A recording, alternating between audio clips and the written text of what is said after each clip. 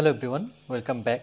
Study ম্যাথমেটিক্সের প্রত্যেকে স্বাগত জানিয়ে ক্লাস 9 থেকে আমরা chapter 18 page number 261 video part number আজকে 43 করব বৃত্তের ক্ষেত্রফল এরিয়া অফ সার্কেল থেকে। কোষে দেখি 18 থেকে লাস্ট ভিডিওতে আমরা 19 দাগেরটা করেছি, আজকে আমরা 20 দাগের অঙ্কটা করব।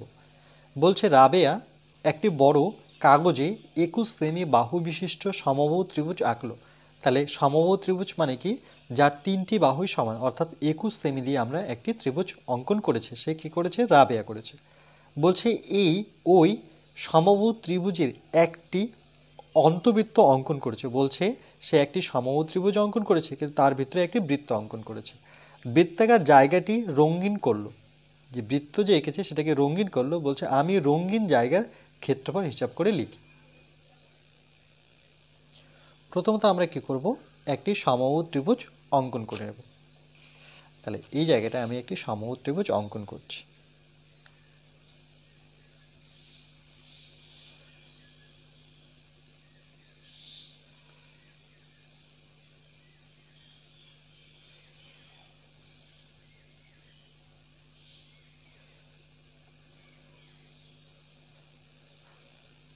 মনে রাখবে এই বাহুটি আর এই বাহুটি সমান হবে, মানে তিনটি বাহুই সমান।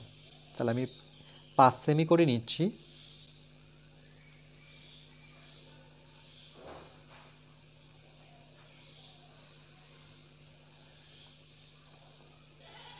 ঠিক এই দিক থেকেও আমরা 5 সেমি নেব। ওকে, এটাকে আমরা যুক্ত করলে পরে এটা আমরা কত পাবো? 5 সেমি পাবো।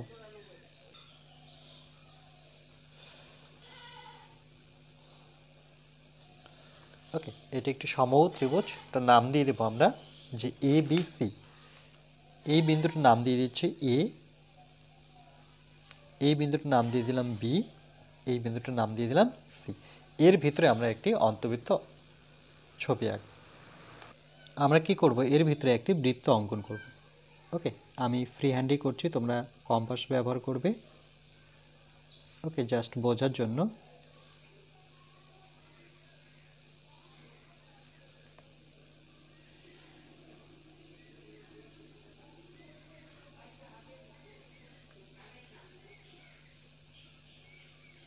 ওকে, এটি একটি বৃত্ত যার কেন্দ্র হচ্ছে এটা। বলছে এই জায়গাটায় কি করেছে? তারা রঙিন করেছে। ওকে, সেটা যদি আমরা রঙিন করে নিই, এই জায়গাটা ধরুন আমরা রঙিন করে নিলাম।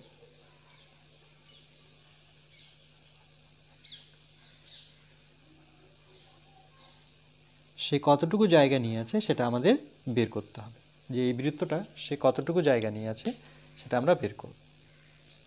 তাহলে প্রথমে লিখব এখানে যে রাবেয়া যে ত্রিভুজটা এঁকেছে সেটা হচ্ছে 21 সেমি। বলছে বাহুর দৈর্ঘ্য, একটি বড় কাগজে 21 সেমি বাহু বিশিষ্ট। তাহলে বাহুর দৈর্ঘ্য কত? 21 সেমি। তাহলে লিখব যে সমবাহু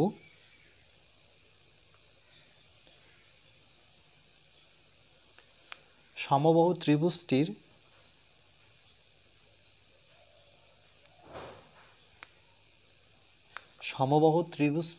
বাহুর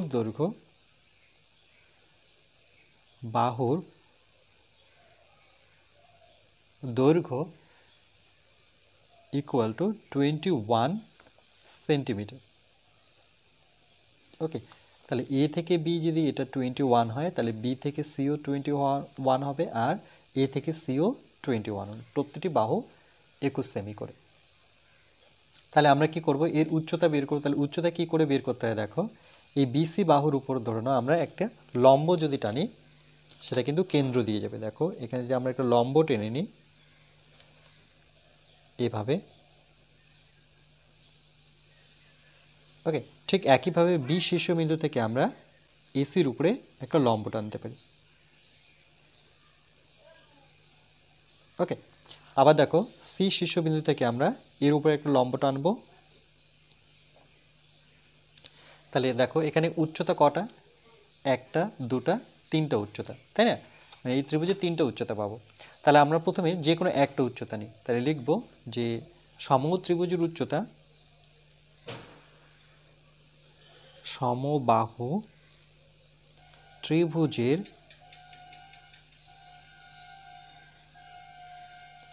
উচ্চতা এর একটা সূত্র আছে, দেখো সমবাহু ত্রিভুজের উচ্চতার ফর্মুলা আছে।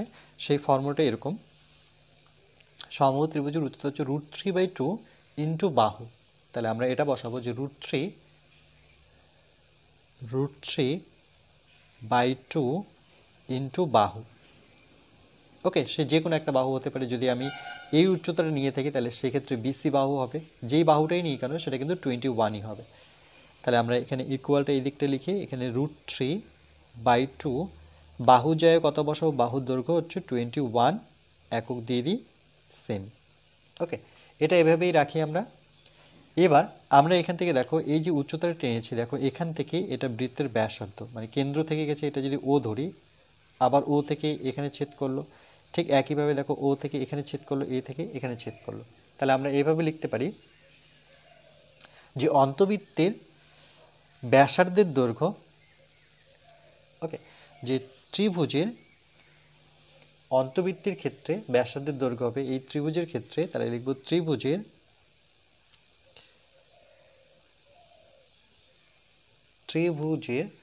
অন্তবৃত্ত, ত্রিভুজের ভিতরে যেহেতু অন্তবৃত্ত আছে তার জন্য এর নাম অন্তবৃত্ত, মানে ত্রিভুজের ভেতরে থাকবে। ত্রিভুজের অন্তবৃত্তের ক্ষেত্রে ত্রিভুজের অন্তবৃত্তের ক্ষেত্রে বৃত্তের ব্যাসার্ধ, ওকে, ব্যাসার্ধকে সবসময় আমরা আর দ্বারা সূচিত করে থাকি। ওকে, তাহলে এখানে আর লিখলাম। তাহলে কি করে বের করব, দেখো উচ্চতা কটা বলেছি, এই যে বি শীর্ষবিন্দু থেকে একটা উচ্চতা, সি শীর্ষবিন্দু থেকে একটা উচ্চতা, এ শীর্ষবিন্দু থেকে একটা উচ্চতা, তাহলে টোটাল 3টা উচ্চতা। তাহলে এই উচ্চতাকে আমরা 3 দ্বারা ভাগ করব, তাহলে বৃত্তের ব্যাসার্ধ পাবো। দেখো এখান থেকে এটা বৃত্তের ব্যাসার্ধ, এখান থেকে এটা বৃত্তের ব্যাসার্ধ, এখান থেকে এটার বৃত্তের ব্যাসার্ধ। কি করলাম, তাহলে ত্রিভুজের অন্তবৃত্তে, মানে বলছে ত্রিভুজের ভিতরে অন্তবৃত্ত যে আছে তার ক্ষেত্রে বৃত্তের ব্যাসার্ধ কি হবে, উচ্চতা বাই 3। এটাও এক ধরনের সূত্র বলতে পারো, যে উচ্চতা যেহেতু 3টা, এটি এটা নাম যদি দিই যে এ, এটা হচ্ছে দিলাম আমি ABCD, এটাকে দিলাম ই, এটাকে দিলাম এফ। তাহলে 3টা উচ্চতা পাচ্ছি, একটা হচ্ছে এডি, একটা হচ্ছে বি, আর একটা হচ্ছে সিএফ। তাহলে 3টা উচ্চতা, তার জন্য উচ্চতাকে আমরা 3 দিয়ে ভাগ করব, এত দ্বারা ভাগ করব।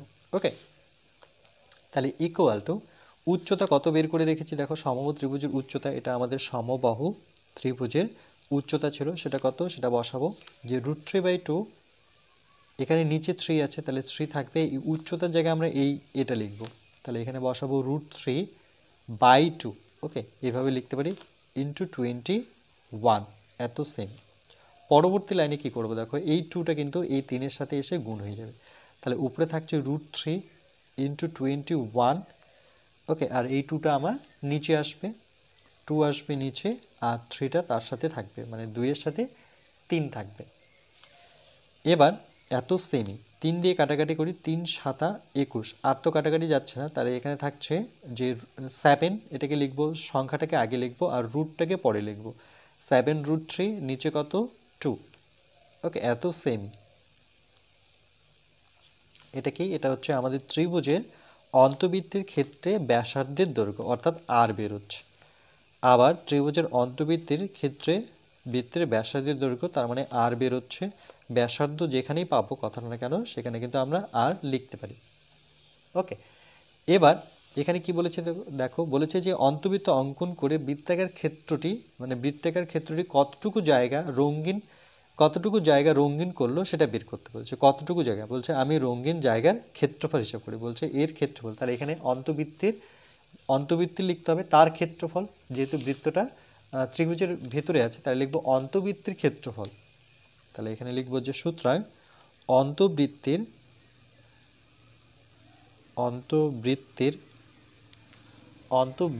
ক্ষেত্রফল আমরা কি জানি, বৃত্তের যে ক্ষেত্রফল।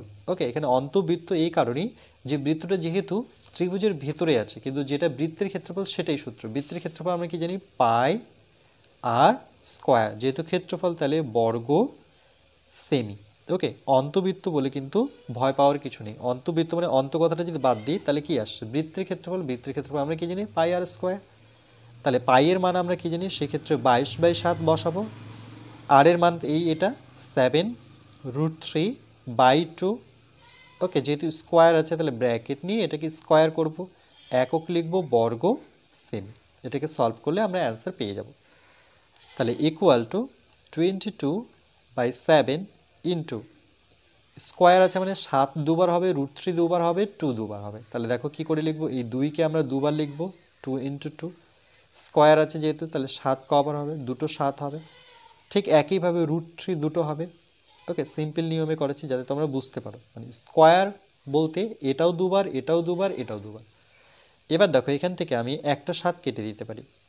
এখান থেকে 2 দিয়ে 22কে কাটি, 2 অক্ষ 2, 2 অক্ষ 2, 11 পাবো। আর তো যাচ্ছে না, তাহলে এখানে কি কি থাকলো দেখো, নিচে 2 পড়ে আছে, থাক। উপরে পড়ে আছে 11 ইন্টু এখানে পড়ে আছে 7 ইন্টু দুটো √3 কি হয়, সেখান থেকে একটা 3 পাই। কি করে 3 পেলাম দেখো, দুটো √3 মানে কি লেখা যায়, দুটো √3 মানে যেমন দুটো যেমন স্কোয়ার হয়, তাহলে দুটো √3 তো √3 স্কোয়ার হবে। তাহলে সেখান থেকে দেখো এই বর্গমূল কেটে 3 পাবো। তাহলে মনে রাখবো একই সংখ্যা থাকলে সেখান থেকে আমি ডাইরেক্ট একটা 3 লিখতে পারি। যদি লিখতাম যে a তাহলে সেক্ষেত্রে আমরা কি জানি, দুটো মানে স্কোয়ার। তাহলে এটার উপরে যদি রুট থাকতো, এটার উপরেও যদি রুট থাকতো, তাহলে সেক্ষেত্রে কী হতো, দুটো রুটে তার উপরে স্কোয়ার, তাহলে এই রুট কেটে আর বর্গ কেটে সেখানে আমি পেতাম। ওকে, মানে বর্গ কেটে পেতাম। তাহলে আমরা বলতে পারি একই সংখ্যা যদি রুটের ভিতরে থাকে সেক্ষেত্রে শুধু একটা সংখ্যা হয়। ইকুয়াল টু, তাহলে এখানে 2, 7 11 কত, 77, এখানে গুণ করে নিই 77, তার সাথে আমরা 3 গুণ করে নেব। তাহলে 3 সাথে 21-এর 1 হাতে থাকলো 2, 3 সাথে 21 22 23। ওকে, 3 সাথে 21-এর 1 হাতে থাকলো 2, 3 সাথে 21 22 23, তাহলে কত, 231। এটা যদি আমরা ভাগ করে নিই তাহলে আমরা অ্যান্সার পেয়ে যাব। দশমিকে অ্যান্সারটা নিয়ে আসতে হবে। তাহলে আমরা এখানে ভাগ করে নিই যে 2 দ্বারা আমাকে 231কে ভাগ করতে হবে। তাহলে প্রথমে 1 ঘর যাব, 2 অক্ষ 2 পাবো। তাহলে এবার 3 নামবে। ওকে, 3 নামার পর দেখো আবার 1 দিয়ে যাব, 2 অক্ষ 2 পাবো। 3 থেকে 2 বিয়োগ করলে 1, এবার তো ছোট হয়ে গেল, এবার 1কে নামাতে হবে। তাহলে 5 দুগুণে কত পাবো, 10 পাবো। বিয়োগ করলে 1 পাবো। আর তো নামানোর কোনো সংখ্যা নেই, তাহলে 0 দিয়ে এই সংখ্যাটাকে বড় করতে হয়। 2 ঘর নামাতে বললে পরে 5 দুগুণে 10, তাহলে কত পেলাম, 115, 115.5। ওকে, যেহেতু ক্ষেত্রফল বের করছি তাহলে এখানে লিখতে হবে বর্গ সেমি, কথাটা লিখতে হবে। ওকে, তাহলে ফাইনালি আমরা অ্যান্সার এভাবে লিখতে পারি যে রঙিন জায়গার ক্ষেত্রফল হিসাব করতে বলেছে, তাহলে লিখব সুতরাং রঙিন জায়গার ক্ষেত্রফল, যে রঙিন জায়গার ক্ষেত্রফল সেটা হচ্ছে 115.5 বর্গ সেমি। ওকে, এটা হচ্ছে আমাদের ফাইনাল অ্যান্সার। ওকে,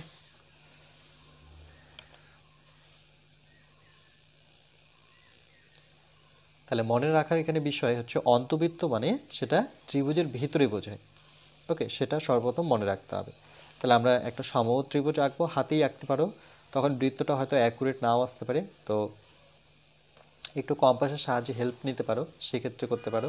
আর ছবি আঁকতে হবে এরকম কোনো মানে নেই, ছবিটা আমি তোমাদের বোঝার জন্য যা ছবিটা অঙ্কন করেছি। ওকে, যদি বুঝে থাকো তাহলে কিন্তু ছবি আঁকার প্রয়োজন নেই। সূত্র নেব যে সমবাহু ত্রিভুজের উচ্চতা হচ্ছে √3/2 ইন্টু বাহু, তাহলে সেই সূত্রটা বসানোর পরে আমরা এখানে যখন ব্যাসার্ধ বের করবো, তাহলে যেহেতু সমবাহু ত্রিভুজের উচ্চতা আমরা এক্ষেত্রে দেখছি 3টি উচ্চতা, তাহলে আমরা ওই উচ্চতাকে 3 দিয়ে ভাগ করলে আমরা অন্তবৃত্তের যে ব্যাসার্ধ সেটা পেয়ে যাচ্ছি। ওকে, তার মানে এক ধরনের এটাও কিন্তু সূত্র, এটাও আমাদের এই লাইনটা মনে রাখতে হবে যে উচ্চতা বাই 3। এরপর আমরা নেক্সট পার্ট নাম্বার 44-এ ম্যাথ 21 করব।